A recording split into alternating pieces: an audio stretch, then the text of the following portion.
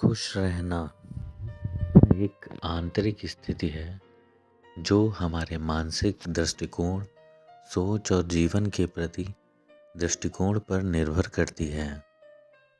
जीवन में खुश रहने के लिए हमें कुछ महत्वपूर्ण आदतों और विचारों को अपनाना होता है। खुश रहने के लिए ज़रूरी नहीं कि हमारे पास सारी भौतिक वस्तुएं और बाहरी सफलता हों, बल्कि यह आंतरिक संतोष और मानसिक शांति से जुड़ा हुआ है। कुछ तरीकों से हम खुश रह सकते हैं। तो आज का हमारा विषय है खुश कैसे रह सकते हैं। तो स्वागत है आपका अपने चैनल में हस टॉक एजे में। आज हम जानेंगे कि किस तरीके से आप किन किन तरीकों से आप खुश रह सकते हैं। तो पहला तरीका है हमारा सकारात्मक सोच अपनाएं। जीवन में हर परिस्थिति में सकारात्मक दृष्टिकोण बनाए रखना सबसे महत्वपूर्ण कदम है। यह सही है कि जीवन में कई कठिनाइयाँ आती हैं, लेकिन यदि हम समस्याओं को एक अवसर के रूप में देखेंगे तो हमें समाधान मिलने की संभावना बढ़ेगी।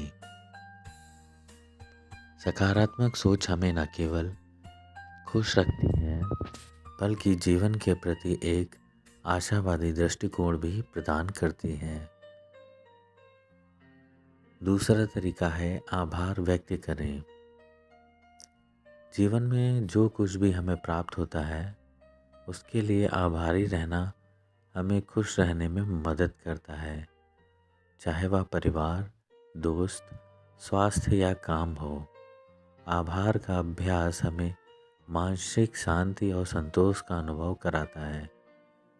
आभार व्यक्त करने से हम यह समझ पाते हैं कि हमारे पास कितना कुछ अच्छा है और सही मानसिकता हमें सुख देने में मदद करती है।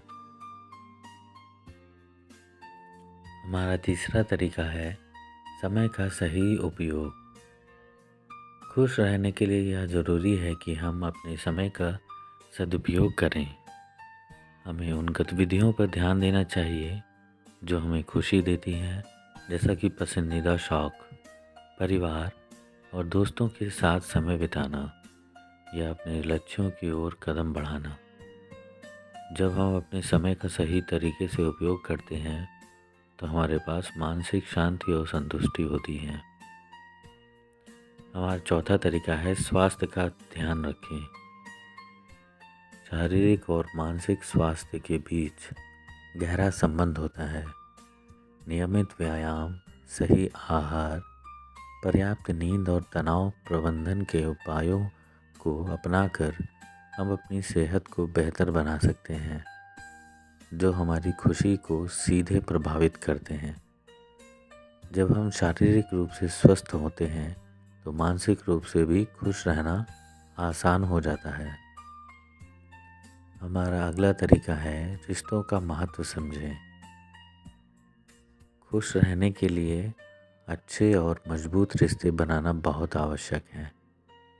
परिवार और दोस्तों के साथ समय बिताना, उनके साथ खुशियाँ और दुखों को साझा करना हमें भावनात्मक समर्थन देता है, जो हमें मानसिक शांति और खुशी प्रदान करता है।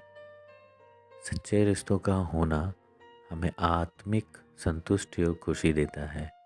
अगले तरीके में देखेंगे स्वयं से प्यार करें। खुद से प्यार करना और अपनी आत्ममूल्यता को समझना खुश रहने के लिए ज़रूरी है। जब हम खुद को स्वीकार करते हैं और अपनी असफलताओं और कमियों के बावजूद खुद से प्यार करते हैं तो हम बाहरी परिस्थितियों से नहीं, बल्कि अपने आंतरिक सुख और खुश रहते हैं।